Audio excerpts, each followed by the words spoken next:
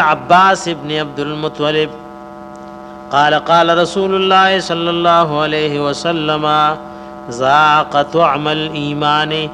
من رضي بالله ربا وبالإسلام دينا وبمحمد صلى الله عليه وسلم رسولا.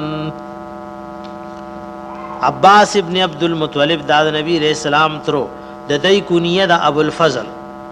او دا نبی علیہ السلام نه دو کاله او بعض محدثین وی درې کاله مشورو عباس رضی الله عنه او دې په وډکوالی کې رخصه عباس رضی الله عنه نو مور نظر منلو وی یا الله کدا بچې میومندو نو زب خانه کابل درې خمو غلاف جوړو نو بچې ومندو نو به ورته درې خمو غلاف جوړ وای دا اول عربیه زنانه ده چې بیت الله شریف ته غلاف ورغوندول لري او ګره په زمانه د جاهلیت کې د زمزم او د بیت الله د جوړولو تنظیم ټول د عباس رضی الله عنه په لاس کې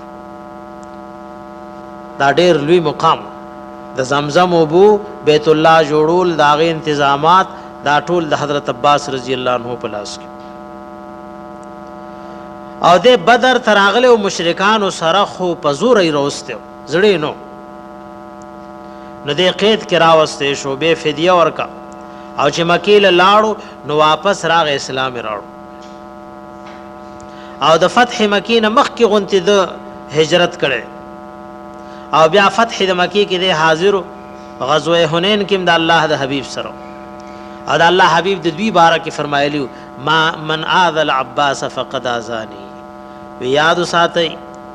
چاک ګوره حضرت عباس رضی الله عنه ته تکلیف رسول نو ماته به رسول ویداتر په منزلې د والد وی دا حدیث امام ترمذی ذکر کړي او نبی رسول الله په نسبانه دا ډېر لوی صحابه کرام هم د عباس رضی الله عنه ډېر لوی سکولو عزت او احترام به کولو سره به مشورې کولې د رائے به اغستا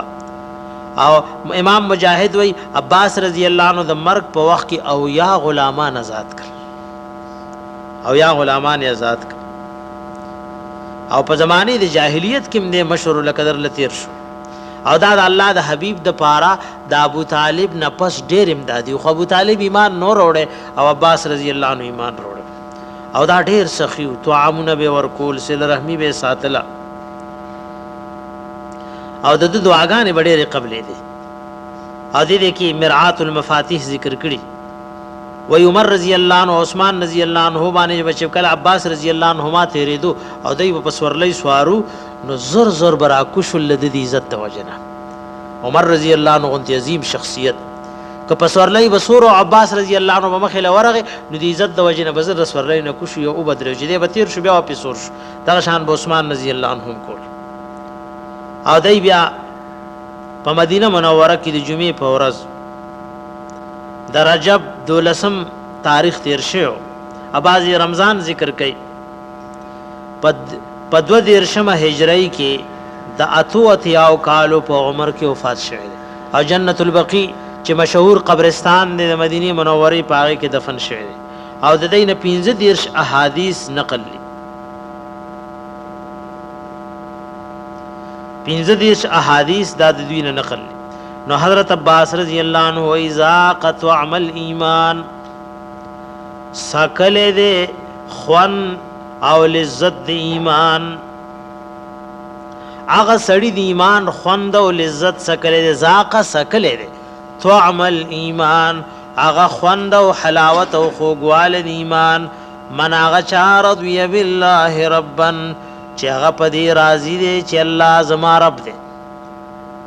او نور ونی غټي اولیاء شهدا دا رب او مشکل کشا او حاجت روان دي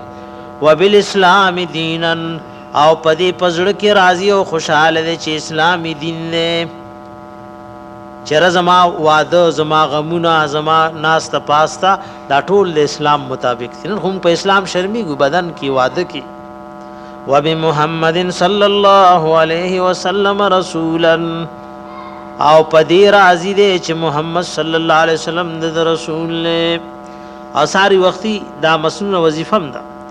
سار ما خام رضیت بالله ربا وبالاسلام دینا وبمحمد صلی الله علیه وسلم رسولا سار ما خام یوزل ویل دا مسنون وظیفه وعن ابي هريره رواه مسلم رحمه الله